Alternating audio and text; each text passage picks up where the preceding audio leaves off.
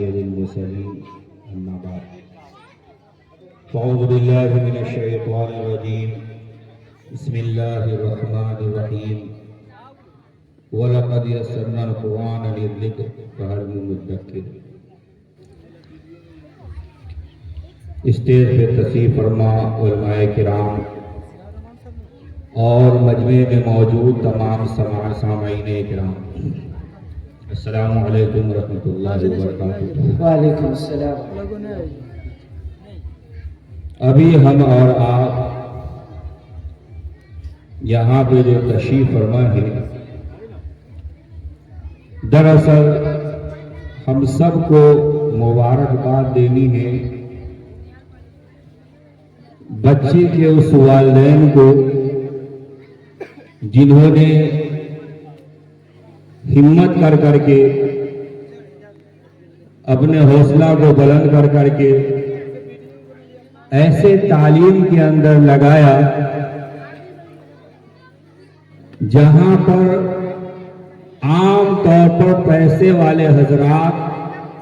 بچے اور بچیوں کو لگانا نہیں چاہتے،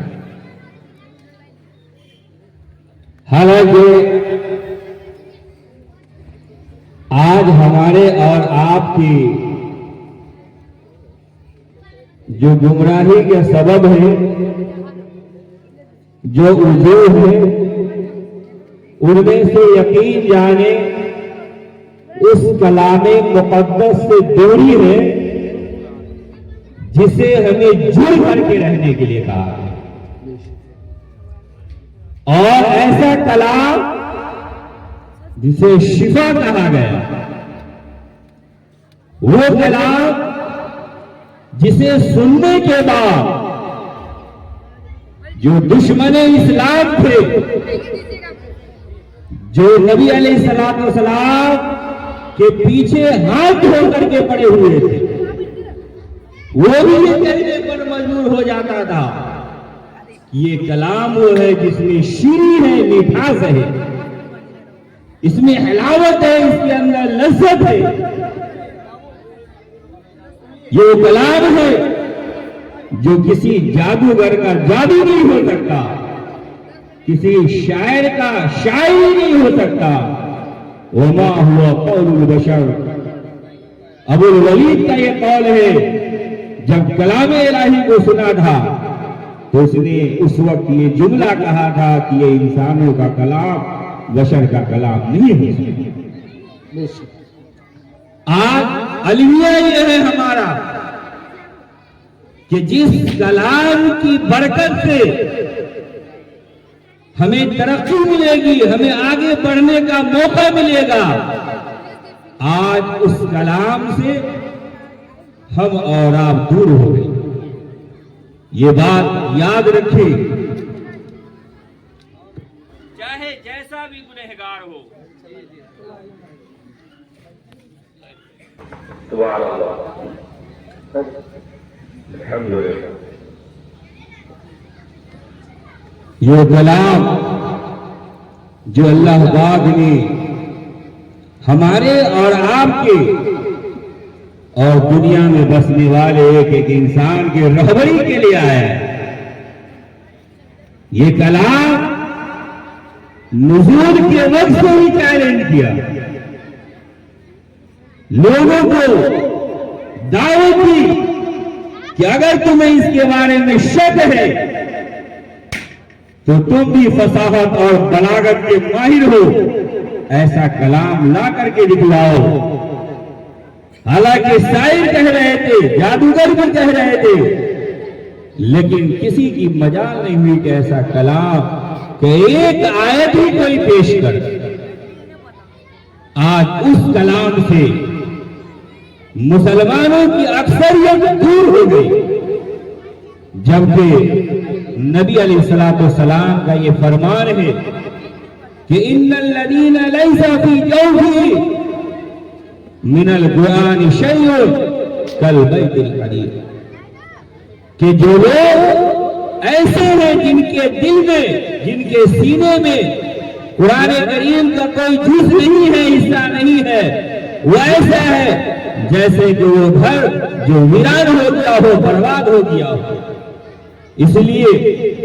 ہر مسلمان کو پہلی یہ کوشش ہونی چاہیے کہ قرآن مقدس کا کچھ حصہ اپنے دل میں محفوظ کرے، اپنے اندر یاد کر کے دلوں کے اندر داخل کرنے کی کوشش کرے۔ دوسرا یہ کہ اپنے بچوں کو اور اپنی بچیوں کو اس کے تعلیم سے ہم غفلت میں نہ ڈالیں، بلکہ اس کی تعلیم دیں، اس کے طرف ہمارا رجحان ہو کہ اگر ہم نے نہیں حاصل کیا ہے تو کم سے کم میرا کوئی بچہ اور کوئی بھی بچی قرآن کریم کے تعلیم سے جہالت میں نہ رہے، بلکہ ہر ایک کچھ ہی حصہ صحیح لیکن قرآن کریم کا کچھ حصہ محفوظ ہو جائے۔ ہم فخر کے ساتھ کہتے ہیں، اور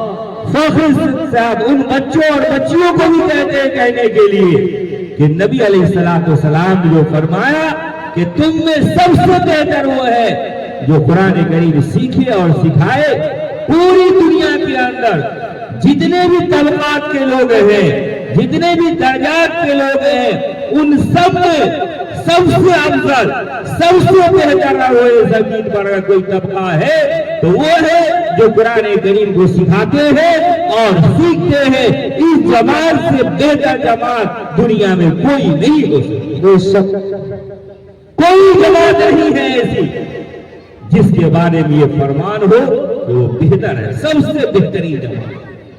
اور وہ لوگ بھی بہتر ہیں جو اس بہتری میں ساتھ دیتے ہیں اور قدم سے قدم ملا کر کے چلنے کی کوشش کرتے ہیں۔ آپ کے محلے میں ادارہ قائم ہوا، مولانا سالم صاحب نے پوری کوشش کی۔ دراصل یہ ایک نمونہ آپ کے سامنے رکھا گیا، یہ دکھایا جا رہا ہے آپ کو کہ آج جس طرح سے فلاں صاحب کی بچی کچھ مہینے محنت کرنے کے بعد کلام پاک کا حافظہ بن گئی ہے، اگر آپ بھی اسی طرح کی فکر کریں گے، آپ بھی اس طرح سے اگر اپنے ارادوں کو مضبوط کریں گے تو آپ کے بھی بچے اور بچیاں حافظ قرآن ہو سکتے ہیں۔ قرآن کریم جہاں یہ کہتا ہے کہ اگر ہم اسے پہاڑوں پر نازل کر دیتے تو ریزہ ریزہ ہو جاتا،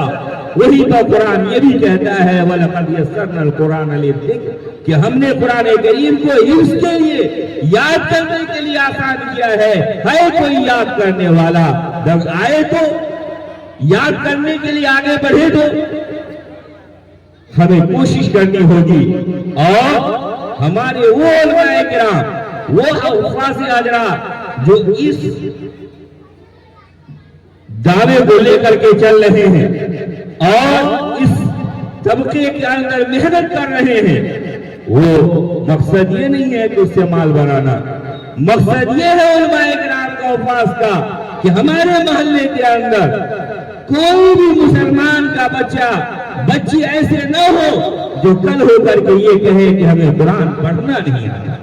ہمیں قرآن پڑھنے کا علم نہیں ہے۔ بڑا افسوس ہے کہ ہم امتی ہیں نبی علیہ السلام کو، پیارے آقا علیہ السلام کی جو بعثت ہے، آپ کے بعثت کی جو مقاصد ہیں، ان میں سے آپ نے ایک یہ بھی فرمایا انما بعثت معلما کہ میں معلم بنا کر کے بھیجا گیا ہوں، اور جن کے نبی معلم ہو ان کے امتی جاہل رہ جائے یہ تصور بھی نہیں کیا جا سکتا۔ ہم بہت ہی مبارکباد اور داد دیتے ہیں مولانا سالم صاحب کو کہ جنہوں نے کم عرصے کے اندر، اور اس میں بھی بہت سے حالات انہیں گزرنا پڑا۔ آپ سب کو معلوم ہوگا کہ ان کے ایک صاحبزادہ اس دنیا سے رخصت ہو، بچہ ہاسپٹل کے اندر ہے، باہر میں ہے، لیکن تعلیم کی اہمیت کی وجہ سے انہوں نے مدرسے سے قدم باہر نہیں نکالتے تھے، چھوڑ کر کے بچوں کو نہیں جا رہے ہیں، حالانکہ اپنا بچہ ہاسپٹل کے اندر ہے، اسے رات دن لگا رہنا پڑتا ہے، کسی اور کو وہاں پر لگائے ہوئے ہیں، اور ان دونوں حالوں کی وجہ سے، ان بچے اور بچی کی تعلیم کی وجہ سے پورا ٹماٹر اپنا وقت مدرسے کے اندر، ادارے کے اندر لگائے ہوئے ہیں۔ یہ ایسی قربانی ہے جس کا اجر اللہ ہی دے، ہم اور آپ کیا دے سکتے ہیں؟ اسی لیے سارے محلے والے سے خصوصاً یہ ہم گزارش کریں گے کہ کم سے کم اپنے اپنے بچوں کو بچیوں کو قرآن کی تعلیم دے اور ایسی جگہ ہم اپنے بچوں کو تعلیم دلائے جہاں پر قرآن کریم اور اس کے مقاصد کو صحیح ڈھنگ پر تعلیم دیا جاتا ہے، پڑھایا جاتا ہے۔ ابھی کچھ نمونہ بچے اور بچیوں نے پیش کیا ہے، الحمدللہ دل باغ باغ ہو گیا۔ یقیناً یوں ہی نہیں ہوا ہے، بلکہ اس کے پیچھے استاد نے بڑی لگن کے ساتھ محنت کی ہے کہ ایک ایک بچہ پورے تلفظ کے ساتھ، پوری ادائیگی کے ساتھ، تجوید کے ساتھ آپ کے سامنے انہوں نے کلام پیش کیا ہے۔ تلاوت سے لے کر تقریر اور نعت پاک اور کلمات سب، یہ سب بچے نمونے کے طور پر تھے۔ ان کے پیچھے جو اور بچے ہیں ان سب پر بھی محنتیں ہوئی ہے، یہ آسان نہیں ہوتا ہے۔ ایک مرتبہ شیور میں میرا پروگرام تھا، وہاں جانا ہوا، راستے میں ایک جگہ اتر کر کے پان کھانے کے لیے رکے۔ ایک اسکول کا غیر مسلم پروفیسر وہ کہنے لگا کہ مولانا ہمیں یہ بات سمجھ میں نہیں آتی کہ ہمارے یہاں کا 10ویں 12ویں کا بچہ، انجینئرنگ کا بچہ، ڈاکٹری کا وہ بچہ، اگر اسے مائک پر کھڑا کر دیا جائے تو ڈر کے مارے پیر تھرتھرانے لگتا ہے، زبان نہیں کھولتی ہے۔ اور آپ کا معاملہ الگ ہوتا ہے ادارے کا، ایک چھوٹا سا بچہ جب اسٹیج کے اوپر آتا ہے تو پورے مجمع کو ہلا کر کے چلا جاتا ہے۔ اس کے پیچھے راز کیا ہے؟ تو اس آدمی کو راز کیا بتلائے؟ راز آپ لوگ دیکھ رہے ہیں کہ ایک چھوٹا چھوٹا بچہ آ رہا ہے، یوں ہی نہیں آیا ہے بلکہ استاد کی بڑی محنت ہے۔ اس لیے آپ سبھی لوگ ادارے کو مضبوطی کے لیے جو ہو سکتا ہے آپ اس کی کوشش کریں اور ان کی حوصلہ افزائی بھی کرتے رہے، ان کے پیٹھ پر ہاتھ بھی رکھے اور پھر جہاں تک ہو سکتا ہے تعاون کا جس درجے سے بھی ہو اچھا مشورہ دے کر کے ہو، یا کسی کام کے اندر دو قدم چل کر کے اگر ہو سکتا ہو، جس اعتبار سے بھی ہو ادارہ آگے بڑھے، ادارے کے اندر ترقیات ہو اور بچے اس کے اندر سے حافظ بنے، بچیاں حافظہ بنی۔ اس کے لیے جو محنت ہو سکتا ہے، ایک آدمی کی سے کوشش پوری طور پر کارگر نہیں ہوتی ہے، آپ سب کو بھی اس میں آگے آنے چاہیے اور اس کے اوپر قدم ملا کر کے چلنے کی کوشش کرنی چاہیے۔ اللہ پاک سے دعا یہ ہے، اور خصوصاً جو بچی حافظ ہوئی ہیں ان کے والد اور والدہ کو میں تہہ دل سے سلام کرتا ہوں کہ جنہوں نے اس کی اہمیت کو سمجھا اور اس ادارے میں رکھ کر کے بچی کو حافظ بنایا۔ کون کہتا ہے کہ بچیاں حافظ نہیں ہوگی؟ نبی علیہ السلام کی جو تعلیم ہے، جو آپ کے اوپر آیت نازل ہوتی تھی، جو احکام آتا تھا، تو آپ کا معمول یہ تھا کہ جس طرح سے مردوں کے پاس میں آپ اس آیات کو پیش کرتے تھے، عورتوں کے پاس جا کر بھی وہ پیغام سنایا کرتے تھے، تاکہ اس دین سے، اللہ کے احکام سے نہ کوئی مرد جاہل رہے نہ کوئی عورت جاہل رہے۔ یہی چیز ہے کہ اللہ کا کلام ہے، اگر ہم بچیوں کو اگر سکھائیں گے تو وہ بھی حافظہ بنے گی اور بچوں کو سکھائیں گے تو وہ بھی حافظ بنیں گے۔ پھر کل ہو کر کے یہی وہ بچہ ہوں گے، یہی وہ بچیاں ہوں گی جو نہ جانے کتنوں کو آگے پھر اس لائن کے اندر لگائے گی، اس کے اندر آگے بڑھائے گی۔ اس لیے آپ تمام حضرات سے گزارش یہ ہے